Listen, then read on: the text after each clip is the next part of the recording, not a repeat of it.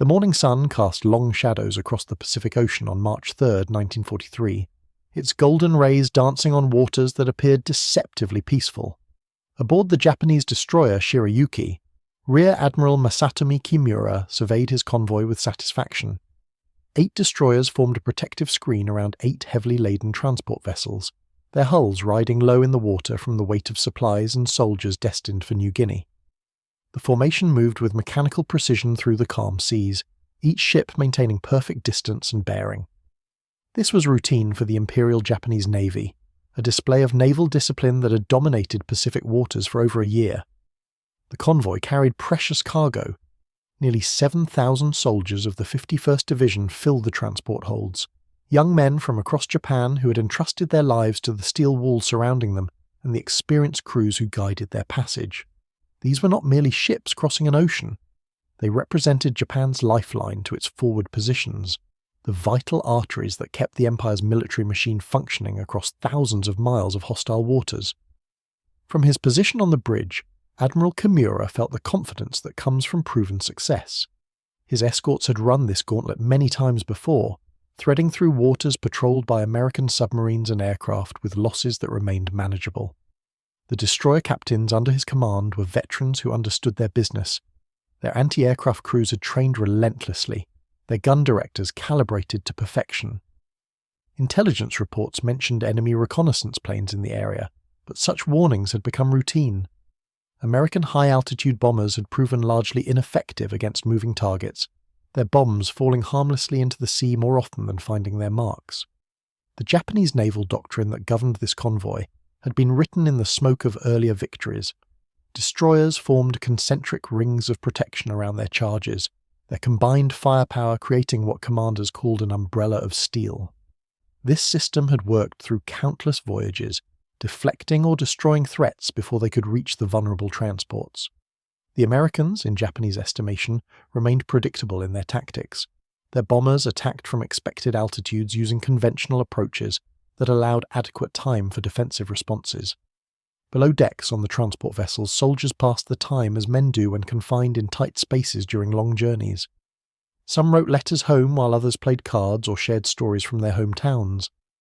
The air carried the familiar scents of diesel fuel, cooking rice and tobacco smoke. These young men trusted completely in their Navy's ability to deliver them safely to their destination. They had been told that American air power, while growing, remained clumsy and ineffective against well-defended convoys. The evidence seemed to support this assessment, as they sailed through waters that should have been crawling with enemy aircraft, yet remained eerily quiet. What none of these men could know was that hundreds of miles to the south, a revolution in aerial warfare was taking shape in the dusty workshops and maintenance hangars of Australia. The conventional wisdom that governed their confidence was about to be shattered by innovations born not in boardrooms or design bureaus, but in the grease-stained hands of mechanics and the restless minds of field commanders who refused to accept that existing methods were good enough.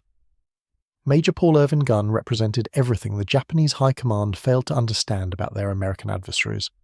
A former Navy pilot who had transitioned to the Army Air Forces, Gunn possessed the dangerous combination of technical expertise and battlefield frustration that drives true innovation. He had watched too many bombing missions return with empty bomb bays and full crews, their high-altitude attacks missing every target that mattered. The mathematical precision of the Norden bombsight meant nothing when ships could maneuver between the time bombs were dropped and the moment they reached sea level. The Pacific War had taught Gunn brutal lessons about the gap between theoretical effectiveness and practical results.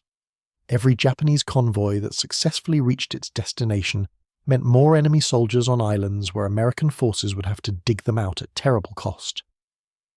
The strategic calculus was simple, but unforgiving. If conventional bombing could not stop these supply runs, then conventional bombing would have to be abandoned in favour of something entirely new. Gunn's solution emerged from a fundamental reimagining of what a bomber could become. Instead of platforms for dropping explosives from safe distances, why not transform them into flying weapons that could engage targets directly? The concept violated every principle of strategic aviation doctrine, but doctrine had been failing consistently in the unique conditions of Pacific warfare.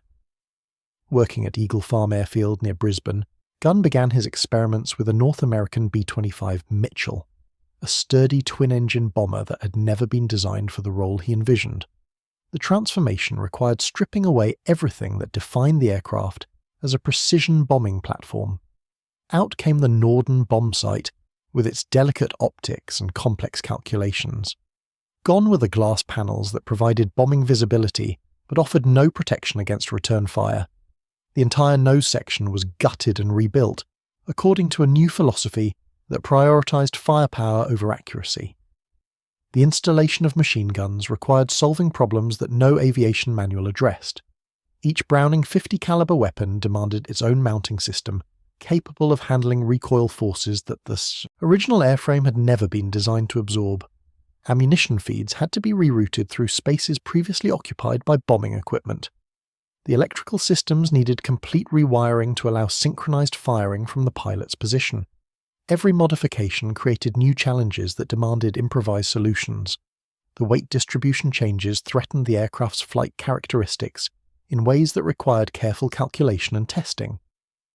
More than 500 pounds of guns and ammunition shifted the center of gravity forward, demanding adjustments to trim tabs and fuel placement to maintain stable flight. The visual transformation was equally dramatic. Where once a sleek nose had housed precision instruments, 8 long gun barrels now protruded like the fangs of some mechanical predator. The first test flight revealed the true nature of what gun had created.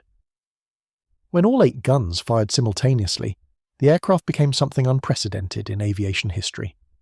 The combined rate of fire exceeded 6,000 rounds per minute, each projectile carrying enough energy to punch through armor plating.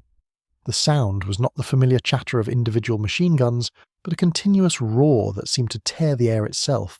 Spent cartridge cases cascaded from the aircraft like metallic rain, the recoil vibrating through every rivet and weld in the airframe. Word of the experiment spread quickly through the 5th Air Force, carried by pilots and ground crews who had witnessed something that challenged their understanding of what aircraft could accomplish. The demonstration left observers struggling for comparisons. Some likened it to a destroyer turned sideways and given wings. Others simply called it a flying chainsaw, recognizing that traditional categories no longer applied to what they had seen. The strategic implications began to emerge as more B-25s underwent similar modifications. These aircraft could deliver more forward-facing firepower than most Japanese escort vessels carried in their entire defensive armament. At close range, their concentrated fire could shred superstructures, silence anti-aircraft positions, and kill exposed crews before enemy gunners could respond effectively. The psychological impact proved equally significant, as the continuous roar of 8 synchronized machine guns created an auditory assault unlike anything experienced in previous aerial combat. The development of skip bombing techniques provided the perfect complement to the Strafer modification. Major William Benn of the 43rd Bombardment Group had solved the problem of hitting moving ships by borrowing a technique from children skipping stones across water. Bombs released at precisely the right altitude and speed could bounce across the ocean surface before striking their targets at waterline level, where explosions would cause maximum damage to hull integrity. The combination of these innovations created a tactical revolution that Japanese doctrine was completely unprepared to counter. Strafer aircraft would approach at wavetop height, their machine guns silencing defensive positions, while skip-bombing aircraft followed immediately behind to deliver the killing blows. The entire attack sequence could be completed in minutes, leaving no time for coordinated defensive responses or evasive maneuvers. As Admiral Kimura's convoy continued its methodical progress through the Bismarck Sea, the airfields of northern Australia buzzed with preparation for the ultimate test of these new weapons and tactics. Mechanics loaded ammunition belts and checked firing circuits, while pilots studied approach routes and target assignments. The stage was set for a confrontation that would rewrite the rules of naval warfare and demonstrate the true power of innovation driven by necessity rather than tradition. The crews who would carry out this unprecedented assault understood the razor-thin margins between success and annihilation. Flying at altitudes barely higher than a ship's mast meant that a single burst of anti-aircraft fire could transform their aircraft into falling debris. Yet this same proximity would render traditional Japanese defensive tactics useless. Anti-aircraft guns calibrated for high-altitude formations could not depress quickly enough to track targets racing across the wavetops at 300 miles per hour. Training for these missions demanded a complete reimagining of bomber tactics. Pilots learned to navigate by the texture of ocean swells, rather than celestial reference points. They practiced formation flying so low that their propellers churned spray from the sea surface. Navigation became a matter of split-second timing, with bombardiers transformed into spotters who called out course corrections while watching for the telltale masts and smoke trails that would announce their targets. The psychological preparation proved equally challenging. These men would see the faces of their enemies during combat, an intimacy that high-altitude bombing had always avoided. At wavetop height, the human cost of their actions would be visible and immediate. Some crews struggled with this proximity to destruction, while others found it preferable to the abstract mathematics of bombing from 20,000 feet where results remained distant and impersonal. Intelligence reports confirmed what the Allied planners had been waiting for. Ailing at Rabaul, 8 major Japanese convoy was a SEM transport vessels escorted by 8 destroyers, carrying reinforcements crucial to the defence of New Guinea. The target represented everything the new tactics had been designed to destroy. Large, slow-moving transports packed with soldiers and supplies, protected by conventional anti-aircraft defences that assumed attacks would come from predictable directions and altitudes. The mission briefings carried an electric tension as crews absorbed target assignments and attack sequences. Strafer pilots would lead the assault, their 8-gun batteries focused on silencing the escort vessels and clearing the way for the skip-bombing aircraft that would follow. Timing became critical, with each phase of the attack choreographed to maximise destruction while minimising exposure to defensive fire. Weather conditions on the morning of March 3rd provided ideal circumstances for low-level attack. Clear skies offered unlimited visibility, while calm seas eliminated the navigation challenges that rough water would have created. The Japanese convoy, maintaining its disciplined formation, had no reason to suspect that the morning's tranquility masked the approach of revolutionary destruction. The first indication of trouble came from high-altitude B-17 bombers conducting a diversionary attack. These conventional raids served their purpose perfectly, drawing Japanese attention upward, while the real threat approached from sea level. Anti-aircraft gunners tracked the high-flying formations, their weapons elevated toward targets that posed no genuine danger to the convoy. Radar operators focused on the obvious threat, missing the low-flying formations that remained invisible beneath the electronic horizon. Major Edward Larner led the first wave of Strafer aircraft toward the Japanese formation. His B-25, christened Ruthless, and bearing the distinctive shark mouth painted on so many of these modified bombers, approached the destroyer Shirayuki at an angle that would maximize the effectiveness of his forward-firing armament. Behind him, 11 more strafers followed in precise formation, each pilot assigned specific targets within the convoy. The moment of contact arrived with devastating suddenness. Japanese lookouts spotted the approaching aircraft when they were already too close for effective defensive response. The cry of alarm that rippled across the convoy's communication network came too late to coordinate meaningful resistance. Gun crews scrambled to depress their weapons toward targets that were already within lethal range. Larner's finger found the trigger that controlled 8 synchronized machine guns. The nose of Ruthless erupted in continuous fire, 8 streams of armor-piercing incendiary rounds converging on the destroyer's bridge structure. The impact was immediate and catastrophic. Windows shattered under the kinetic assault while steel plating buckled and tore. Men vanished in explosions of sparks and smoke as the continuous stream of projectiles carved through metal and flesh with mechanical precision. The sound that accompanied this destruction defied comparison to conventional combat. Instead of the intermittent chatter of individual weapons, the 8-gun battery produced a sustained roar that seemed to physically assault the air itself. Japanese survivors would later describe it as a mechanical scream that penetrated steel bulkheads and human consciousness with equal effectiveness. Within seconds of opening fire, Larner released his bombs using the skip bombing technique that had been perfected through months of training. The 500-pound projectiles struck the water at precisely calculated angles, bouncing once across the surface before slamming into Shirayuki's hull below the waterline. The delayed action fuses allowed the bombs to penetrate deep into the destroyer's interior before detonating, the explosions ripping through compartments and severing the vessel's structural integrity. Behind Ruthless, the remaining Strafer aircraft selected their targets with clinical efficiency. Each pilot had memorized the silhouettes of Japanese warships, identifying destroyers by their distinctive profiles and concentrating fire on the most dangerous defensive positions. The transport vessels, larger and more vulnerable, drew the attention of multiple aircraft as pilots walked their fire from bow to stern, methodically destroying everything that could offer resistance. The Japanese response revealed the complete inadequacy of conventional anti-aircraft doctrine against this new form of attack. Gun crews that had trained extensively for high-altitude defense found their weapons unable to track targets moving at wave-top height. The angular limitations of their mounts prevented effective engagement of aircraft approaching from sea level. Those few guns that could depress sufficiently lacked the traverse speed necessary to follow targets crossing their field of fire at 300 miles per hour. Lieutenant Commander Kosuke Yamamoto aboard the destroyer Rashiyu attempted to shield the transport vessels by maneuvering his ship between them and the attacking aircraft. His courage only served to make his vessel a more prominent target as 3 strafer aircraft concentrated their fire on his bridge simultaneously. 24 machine guns unleashed their combined fury against the destroyer's superstructure, the metal disintegrating under an assault that exceeded the firepower of an entire infantry regiment. The transport vessels suffered even more devastating attacks, as their thin hulls offered no protection against the armor-piercing rounds that punched through their sides like paper. Hundreds of soldiers crowded below decks found themselves trapped in compartments that were rapidly filling with smoke and seawater. The lucky ones reached the upper decks only to face the secondary wave of attacking aircraft that followed the strafers. Royal Australian Air Force Beaufighters swept across the convoy at even lower altitudes, their cannon and machine guns targeting any personnel who remained exposed on deck.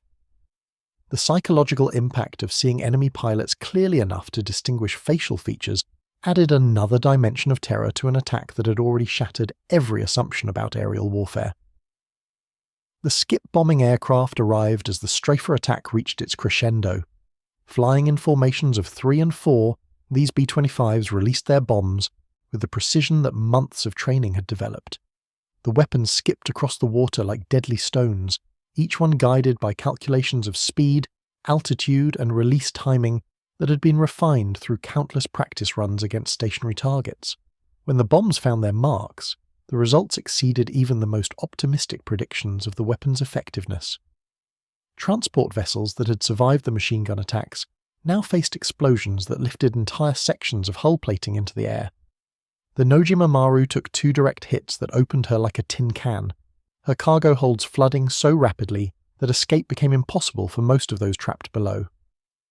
The systematic destruction of Admiral Kimura's convoy unfolded with a precision that bordered on the surgical. Each phase of the attack built upon the previous wave's devastation, creating a cascading collapse of Japanese defensive capabilities that no amount of training or courage could overcome. The strafer aircraft had achieved their primary objective of neutralizing anti-aircraft resistance, but the true killing blow would come from the bombs that now skipped across the Pacific like deadly harbingers. The Kikukawa Maru, one of the largest transports in the convoy, presented an irresistible target as she attempted desperate evasive maneuvers. Her captain, Commander Hiroshi Tanaka, had served in the Imperial Navy for 23 years and understood that his ship's survival depended on factors beyond seamanship or tactical knowledge. The attacking aircraft operated according to principles that rendered traditional naval defense obsolete. No amount of zigzagging could evade weapons that approached faster than human reflexes could process. Lieutenant James Morrison, piloting a B-25 laden with 2 500-pound bombs, approached the transport from her starboard quarter.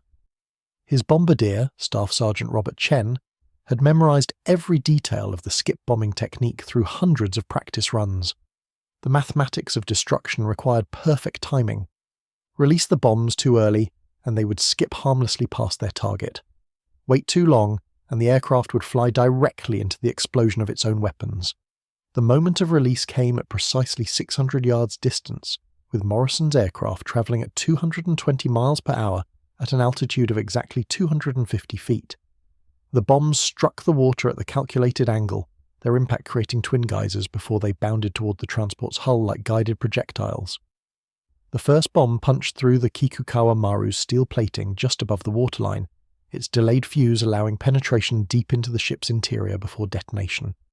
The explosion that followed seemed to lift the entire vessel from the water. A column of flame and debris erupted from her midsection, carrying with it fragments of steel, wood, and human remains that, scattered across hundreds of yards of ocean surface. The transport's back broke under the stress, her hull folding inward as compartments flooded with seawater that rushed through breaches too large for damage control teams to address.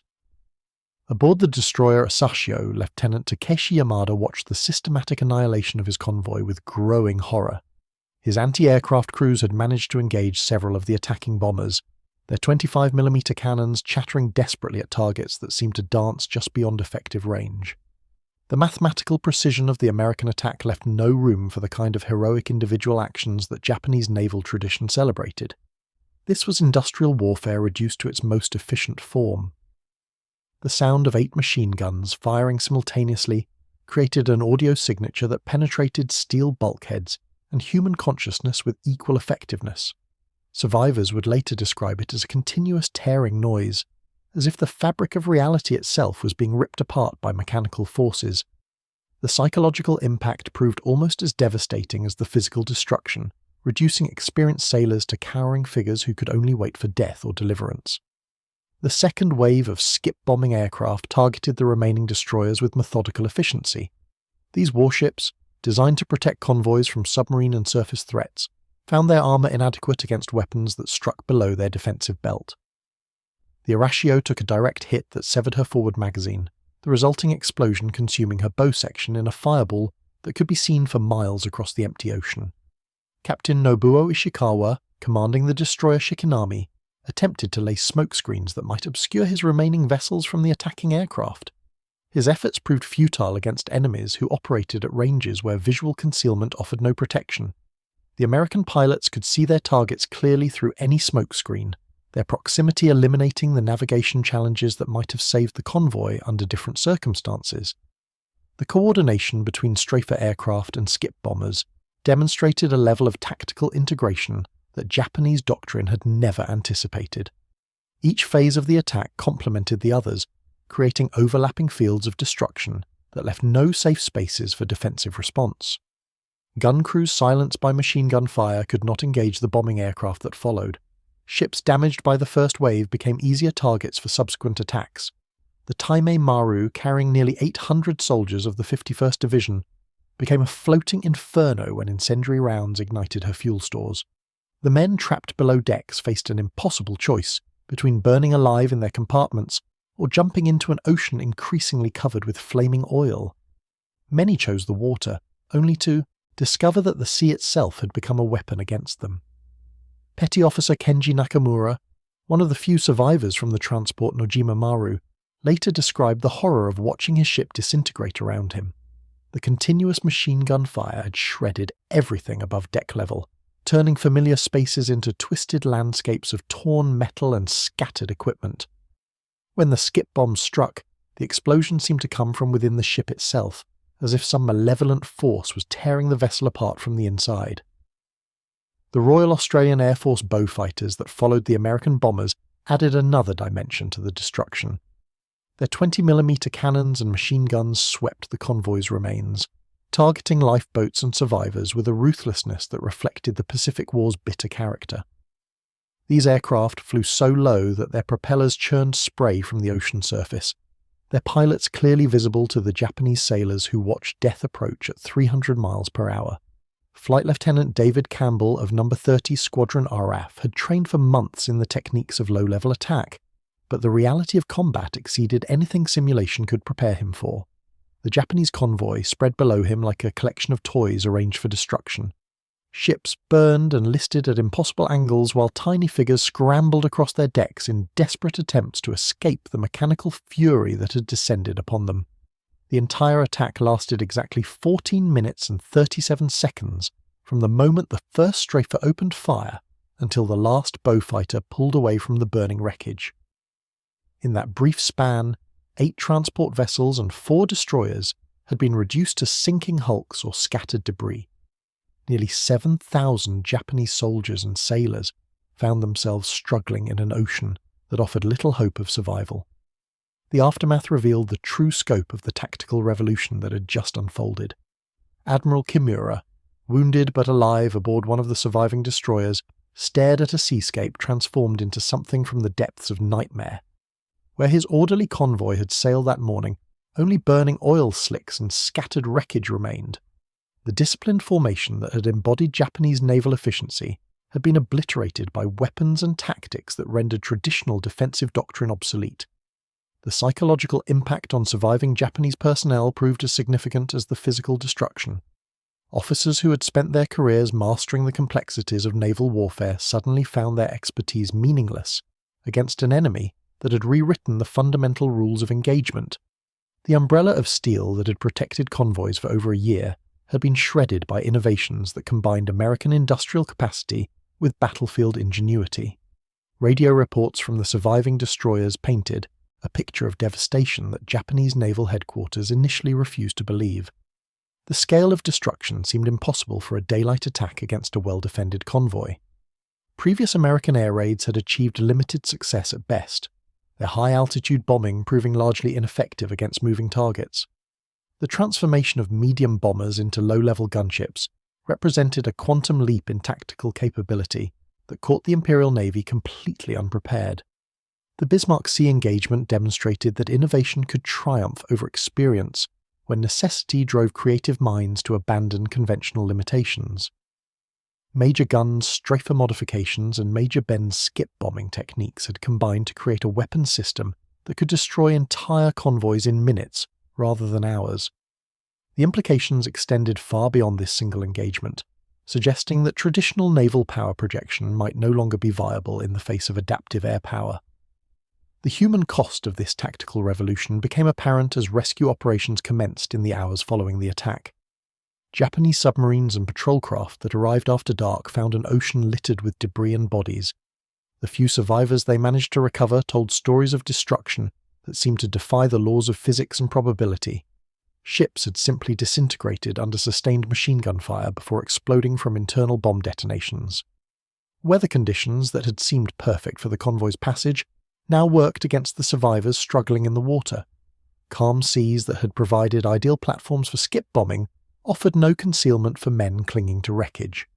Clear skies that had given the attackers unlimited visibility now exposed Japanese rescue efforts to potential follow-up strikes. Nature itself seemed to have conspired with American innovation to maximize the destruction. The strategic ramifications began to emerge even as the last flames flickered across the oil-covered water. This single engagement had eliminated an entire Japanese division without the need for costly amphibious assaults or prolonged jungle campaigns. The soldiers who had never reached New Guinea represented combat power that could not be easily replaced, while the loss of experienced naval personnel struck at the foundation of Japan's ability to conduct future convoy operations. Intelligence analysts in Australia and the United States immediately recognized the broader implications of what had been achieved. The combination of strafer aircraft and skip bombing techniques had created a weapons system that could interdict Japanese supply lines across the entire Pacific theatre. No convoy route would remain safe from attacks that could be launched from existing bases without requiring additional infrastructure or resources. The transformation of the B-25 Mitchell from strategic bomber to tactical gunship embodied the American approach to warfare that would dominate the remainder of the Pacific campaign. Instead of accepting the limitations of existing weapons systems, field commanders and maintenance personnel had reimagined what was possible when necessity demanded innovation. The 8 machine guns protruding from each strafer's nose represented more than increased firepower. They symbolized a mindset that viewed every problem as an opportunity for creative solution. The immediate aftermath of the Bismarck Sea engagement sent shockwaves through the highest levels of Japanese command that would fundamentally alter their understanding of modern warfare. When the first fragmented radio transmissions reached Rabaul, staff officers gathered around communication equipment with expressions of disbelief etched across their faces. The report seemed impossible, an entire convoy obliterated in broad daylight by aircraft that had approached undetected at wave height.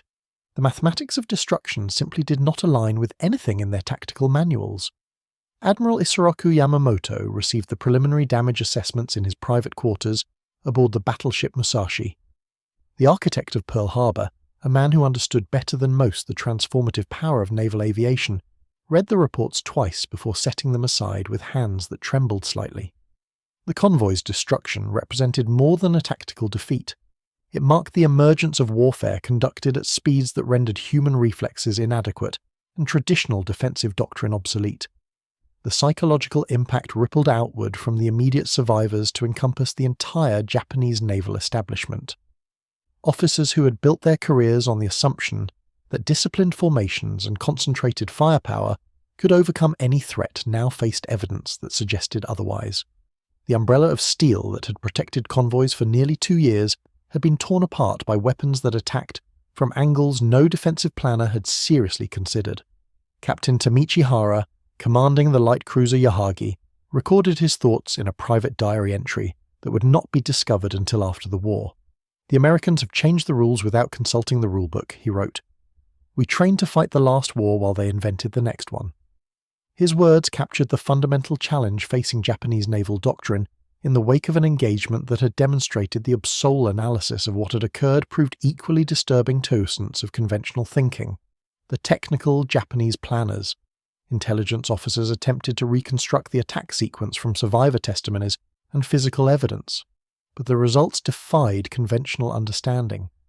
Aircraft approaching at altitudes below radar detection had delivered firepower exceeding that of destroyer escorts, while simultaneously conducting bombing runs that achieved near-perfect accuracy against moving targets.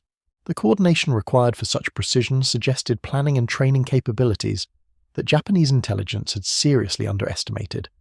Lieutenant Commander Yoshio Otani, one of the few surviving destroyer captains from the convoy, provided the most detailed account of the American tactics during his debriefing at Rabaul.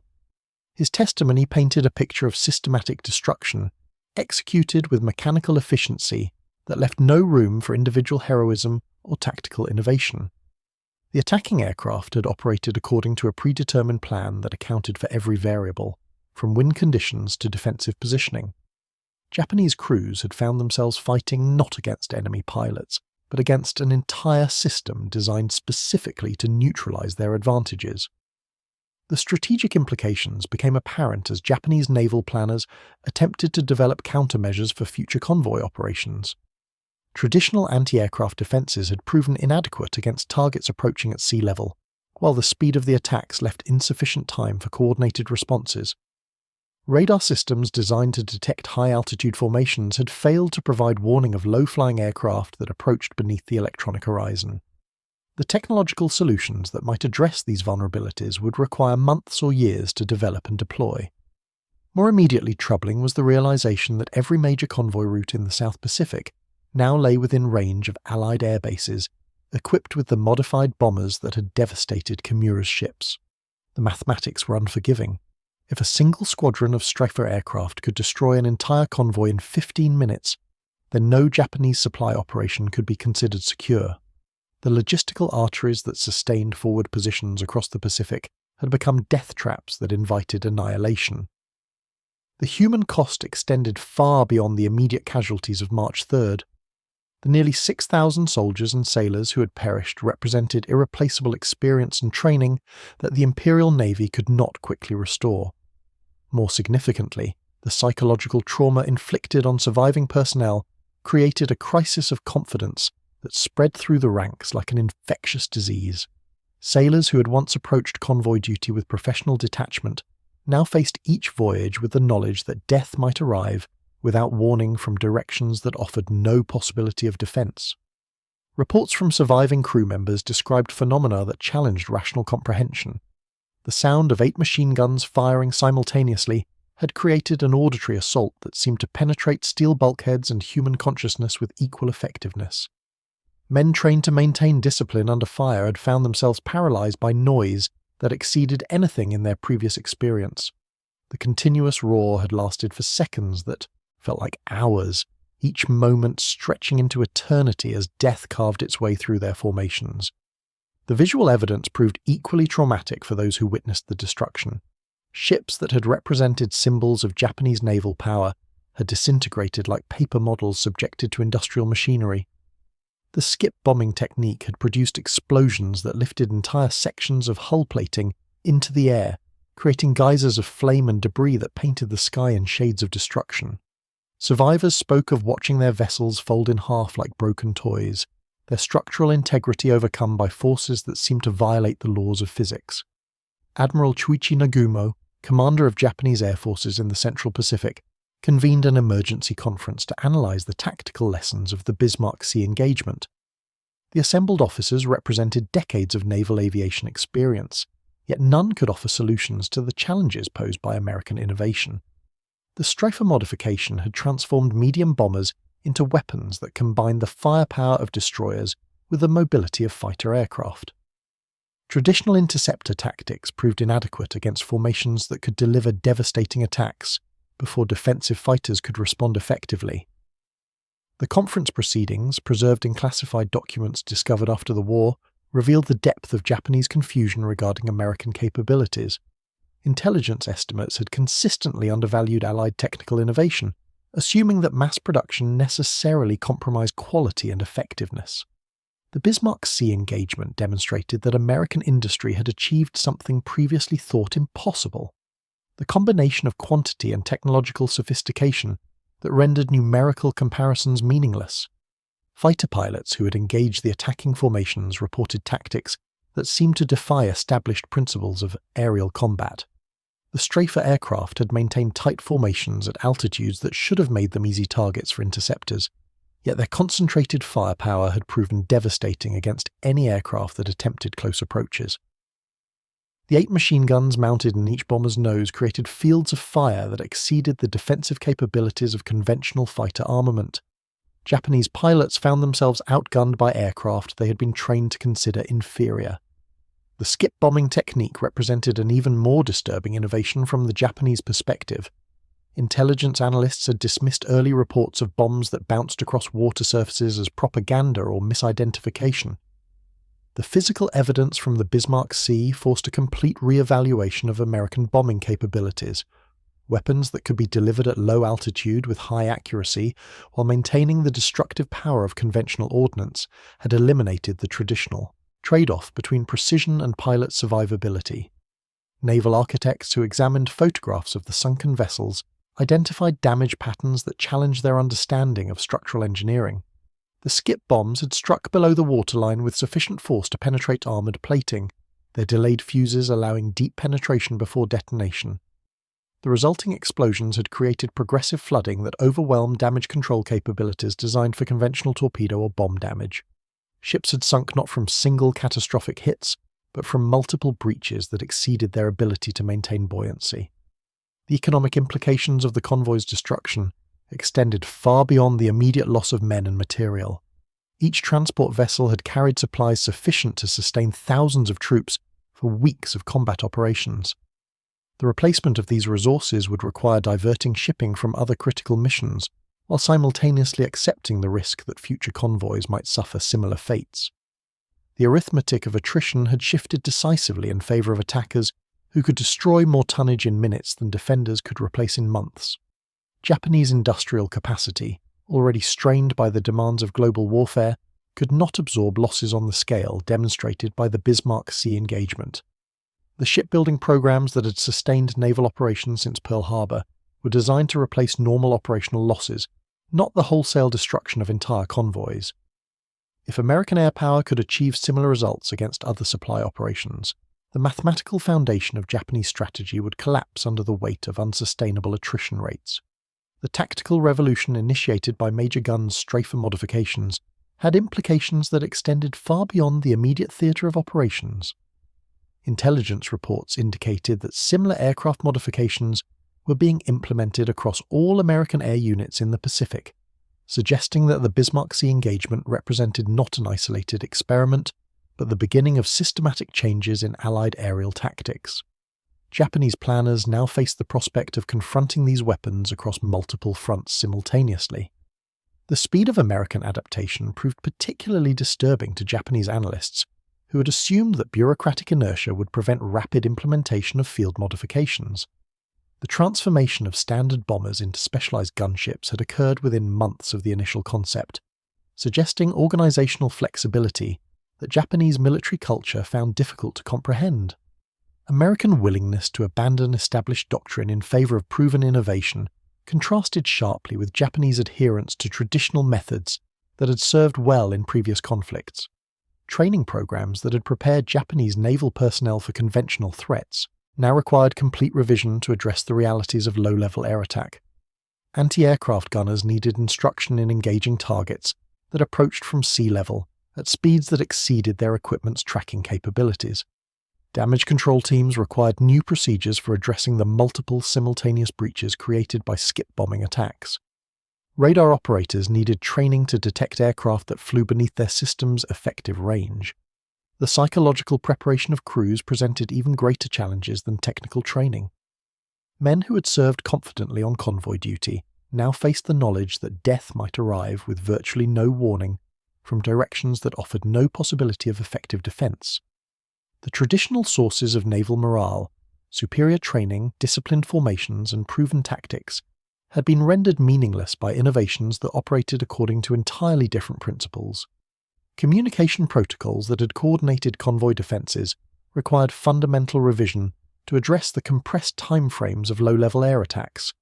The 15 minutes between first contact and complete destruction had provided insufficient time for traditional command structures to function effectively. Future defensive plans would need to rely on pre-planned responses that could be executed without centralized coordination, a concept that challenged Japanese military doctrine at its foundation. The medical implications of the new American tactics created additional complications for Japanese naval operations. Traditional battle damage had typically resulted from explosions or projectiles that created discrete injuries amenable to standard treatment protocols. The continuous machine gun fire from Strafer aircraft had produced casualty patterns that overwhelmed medical facilities designed for conventional combat injuries. Survivors required treatment for multiple wounds that exceeded the capacity of ship-based medical personnel. Rescue operations in the aftermath of such attacks faced challenges that previous naval engagement had not created. The widespread distribution of wreckage and survivors across oil-covered water complicated recovery efforts while simultaneously exposing rescue vessels to potential follow-up strikes. The psychological state of survivors who had witnessed the systematic destruction of their formations often rendered them unable to assist in their own rescue, creating additional burdens for already stretched resources. The intelligence value of captured American aircrew became critically important as Japanese forces attempted to understand the full scope of the tactical changes they now confronted. Interrogation of downed pilots revealed training programs and operational procedures that differed significantly from pre-war American aviation doctrine. The level of coordination between different aircraft types and the precision of timing required for effective skip bombing suggested planning capabilities that Japanese intelligence had significantly underestimated. Weather considerations that had previously favoured convoy operations now worked against Japanese interests when American aircraft could exploit clear conditions for precision low-level attacks. Cloud cover that might have concealed high-altitude formations provided no protection against aircraft operating at wave height. Calm seas that facilitated navigation and station keeping created ideal platforms for skip bombing techniques that required precise release calculations. The seasonal patterns of Pacific weather systems now required re-evaluation in light of American tactical capabilities. Monsoon periods that had traditionally provided cover for convoy movements might offer the only windows of opportunity for future supply operations, but even these periods could not guarantee protection against determined attackers equipped with radar navigation systems. The operational tempo of Japanese naval forces would need to conform to weather patterns rather than strategic requirements. The cascading effects of the Bismarck Sea disaster began to manifest across the entire Japanese Pacific defense network as commanders adjusted their planning assumptions to reflect the new realities of American air power. Supply schedules that had previously operated on predictable timetables now faced the uncertainty of convoy routes that might become impassable without warning. Forward positions that had relied on regular resupply found themselves increasingly isolated as the risks of surface transportation exceeded acceptable thresholds. The transformation of American bombers from strategic platforms into tactical weapons represented a philosophical shift that Japanese military culture struggled to comprehend. The willingness to abandon established doctrine in favor of field-tested innovations contradicted fundamental assumptions about how military organization should function. American pragmatism had triumphed over Japanese traditionalism in a confrontation that revealed the limitations of experience when faced with adaptive creativity. The ripple effects of innovation spread outward like waves from a stone dropped in still water. Within days of the convoy's destruction, Allied intelligence networks began intercepting Japanese radio communications that revealed the true scope of psychological damage inflicted by the 15-minute annihilation. Codebreakers working in cramped quarters beneath Australian cities decoded messages that spoke of demoralised crews and commanders requesting reassignment from convoy duty. The invisible wounds of technological obsolescence proved as crippling as any physical damage. Japanese naval bases across the Pacific witnessed scenes that would have been unthinkable months earlier. Experienced petty officers who had served through countless convoy runs now sought transfer to shore duties. Destroyer captains who had once competed for escort. Assignments began filing reports that detailed the inadequacy of existing anti-aircraft systems against low-level attack. The professional confidence that had sustained the Imperial Navy through 2 years of war cracked, like steel exposed to temperatures beyond its design limits. At Truk Lagoon, the massive naval fortress that anchored Japanese operations in the Central Pacific, Admiral Minichi Koga convened an emergency strategy conference. The assembled officers represented the finest tactical minds in the Imperial Navy, yet their discussions revealed a profound uncertainty about how to proceed. Traditional convoy escort doctrine assumed attackers would approach from predictable altitudes using conventional tactics. The Bismarck Sea engagement had demonstrated that these assumptions no longer held validity. Captain Ameji Matsunaga, a convoy escort specialist with 15 years of experience, presented an analysis that stripped away comfortable illusions about Japanese defensive capabilities. His calculations showed that existing anti-aircraft guns could not depress sufficiently to engage targets approaching at wave height. Radar systems designed for high-altitude detection provided no warning against aircraft flying beneath the electronic horizon. Fire control systems that relied on tracking time could not function effectively against targets that appeared and disappeared within seconds. The mathematics of destruction had shifted decisively against surface vessels operating within range of Allied air bases. A single squadron of modified bombers could deliver more firepower in one attack run than an entire destroyer could bring to bear in sustained engagement. The cost-benefit analysis that governed naval construction programs suddenly favoured aircraft over ships, by margins that made traditional fleet composition obsolete. Japan faced the prospect of building vessels that would be destroyed faster than shipyards could replace them. Intelligence estimates regarding American production capacity required complete revision in light of the tactical revolution. Previous assessments had assumed that quantity necessarily compromised quality, that mass-produced aircraft would prove inferior to carefully crafted vessels. The Bismarck Sea engagement revealed that American industry had achieved something previously thought impossible: the marriage of industrial efficiency with technological sophistication that created weapon systems superior to anything Japan could field. The strategic implications extended far beyond immediate tactical concerns. Every major supply route in the South Pacific now lay within striking distance of Allied air bases equipped with strafer aircraft. The convoy system that had sustained Japanese forward positions since Pearl Harbor faced obsolescence that threatened the entire Pacific defense network. Without reliable resupply, island garrisons would wither through attrition that required no direct assault to achieve Allied objectives. Japanese submarine commanders reported encounters with Allied aircraft that revealed the extent of tactical adaptation. Modified bombers now carried depth charges and employed attack patterns specifically designed to engage submerged targets. The same innovative mindset that had transformed medium bombers into ship killers was being applied to anti-submarine warfare with results that threatened Japan's undersea fleet. Innovation bred innovation in an escalating cycle that favoured the side with superior industrial capacity. Training programs that had prepared Japanese aviators for conventional air-to-air combat required fundamental restructuring to address the realities of American tactical evolution. Fighter pilots needed instruction in engaging bomber formations that possessed defensive firepower exceeding that of many surface vessels. The concentrated armament of strafer aircraft created engagement zones where traditional fighter tactics proved suicidal rather than effective. The psychological preparation of aircrew presented challenges that transcended technical training. Pilots who had been taught to view bombers as slow, vulnerable targets now faced aircraft that could destroy fighters with forward-firing weapons more powerful than those carried by dedicated interceptors. The reversal of predator-prey relationships in aerial combat required mental adjustments that many experienced pilots found impossible to achieve. Communication protocols that had coordinated Japanese air defenses assumed sufficient warning time for organized responses to incoming raids.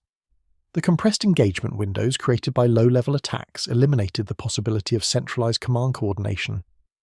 Future defensive plans would need to rely on autonomous responses by individual units, a concept that violated fundamental principles of Japanese military organization. Weather patterns that had historically favored Japanese operations now worked against convoy movements that required clear conditions for effective navigation. Cloud cover that might have concealed traditional formations provided no protection against aircraft, operating at altitudes where visual reference remained possible. The seasonal cycles that governed Pacific operations shifted in favor of attackers who could exploit any break in weather to devastating effect. The economic calculations that sustained Japanese war production faced revision in light of unsustainable attrition rates. Shipbuilding programs designed to replace normal operational losses could not accommodate the wholesale destruction of entire convoys within minutes. Steel allocation, skilled labor, and industrial capacity that had been carefully balanced for sustained warfare now confronted demands that exceeded available resources by insurmountable margins. Raw material shortages that had been manageable under previous loss rates became critical constraints when single engagements could consume months of production output. The aluminum required for aircraft construction competed with steel needed for ship replacement in resource allocation decisions that admitted no satisfactory solutions. Japan faced choices between maintaining existing capabilities and developing new ones, with insufficient capacity for both alternatives. Skilled personnel losses from convoy operations created training bottlenecks that compounded the technological challenges facing Japanese forces. Experienced sailors who understood the complexities of escort duty could not be replaced as quickly as the ships they had served aboard. The institutional knowledge accumulated through years of successful convoy operations vanished into Pacific waters along with the men who had possessed it. Medical facilities at Japanese naval bases found themselves overwhelmed by casualties whose injuries defied standard treatment protocols. The concentrated machine gun fire from strafer aircraft created wound patterns that exceeded the capacity of ship-based medical personnel. Survivors required specialized treatment for multiple traumatic injuries that shore-based hospitals struggled to address effectively. Intelligence gathering regarding American tactical capabilities became critically important as Japanese forces attempted to develop countermeasures for innovations they did not fully understand. Captured aircrew provided limited information about training procedures and operational methods, but the rapid pace of American adaptation meant that intelligence became obsolete before effective responses could be formulated. The technical specifications of strafer modifications remained partially mysterious to Japanese analysts who lacked access to the aircraft themselves. Understanding the mounting systems, ammunition feeds, and structural reinforcements required for 8-gun installations would be essential for developing countermeasures, but such information proved difficult to obtain through conventional intelligence methods. Diplomatic communications between Japan and its allies revealed the international implications of tactical revolution that had transformed Pacific warfare. German naval attachés reported similar innovations appearing in European theatres, suggesting that American tactical adaptations possessed global applicability. The exchange of information between Axis powers highlighted their collective inability to match Allied rates of military innovation. Italian naval observers studying reports from the Pacific theatre identified parallels with their own experiences against Allied air power in the Mediterranean. The same combination of technical innovation and tactical flexibility that had devastated Japanese convoys was being applied to European shipping with equally devastating results. Axis naval forces faced systematic obsolescence that transcended individual theatres of operation. The waters of the Bismarck Sea have long since stilled, their surface unmarked by the carnage that transformed naval warfare on that March morning in 1943. Yet beneath those calm waters lie the twisted remains of ships and the bones of men who witnessed the moment when innovation shattered doctrine forever. The 8 machine guns that jutted from Major Guns modified bombers represented more than firepower. They embodied a truth that transcends any single battle, that in war the side that adapts fastest survives longest. The Japanese convoy that sailed with such confidence into those waters carried with it the weight of tradition and the certainty of experience. What it could not carry was the flexibility to survive a revolution, born in dusty workshops and tested by mechanics who refused to accept that things had to remain as they were.